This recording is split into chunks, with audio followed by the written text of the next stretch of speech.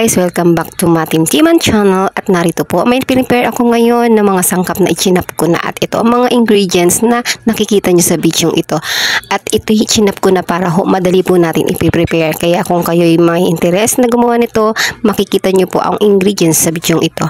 Then lagyan po natin ng asin, ating kutsarita. Ayan, then pepper, fine pepper ho ang ilagay po natin. Nakikita nyo naman po, alam nyo na po kung ano ito. Ayan, then lagyan po natin ng seasoning na toyo. Pangkulay additional lang at depende ho yan sa panlasa ninyo.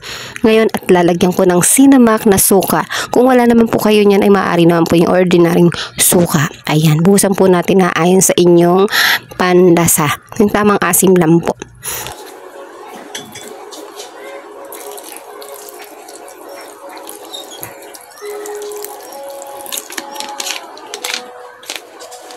Ayan.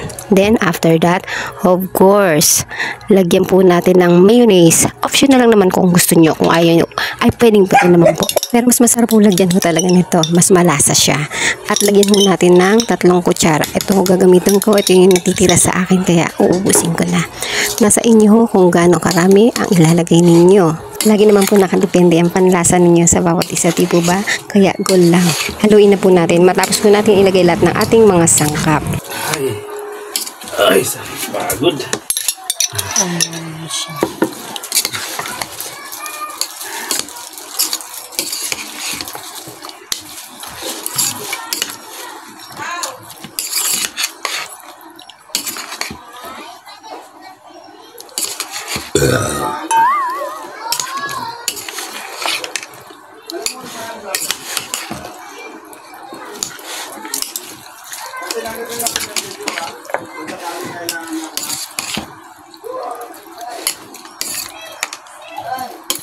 Ayan guys, nagawa natin. Tapos na po siya. Kaya plating time.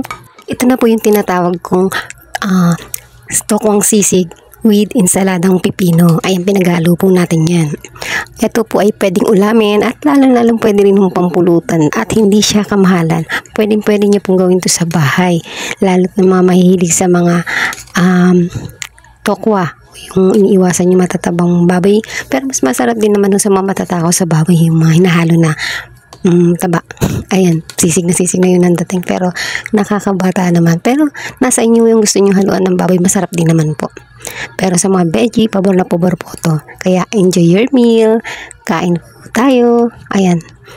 And siya nga po guys, kung nagustuhan nyo pa ang video ito ay paki-like and share po. And then subscribe na rin po kayo and pinambal button para notified po kayo sa mga bagong darating na aking video.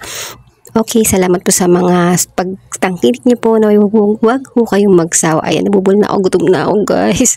Kain po tayo ulit.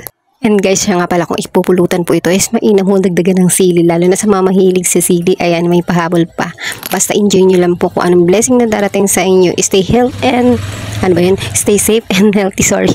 Handa na lang po natin yung kanin. Until next time po, thank you for watching.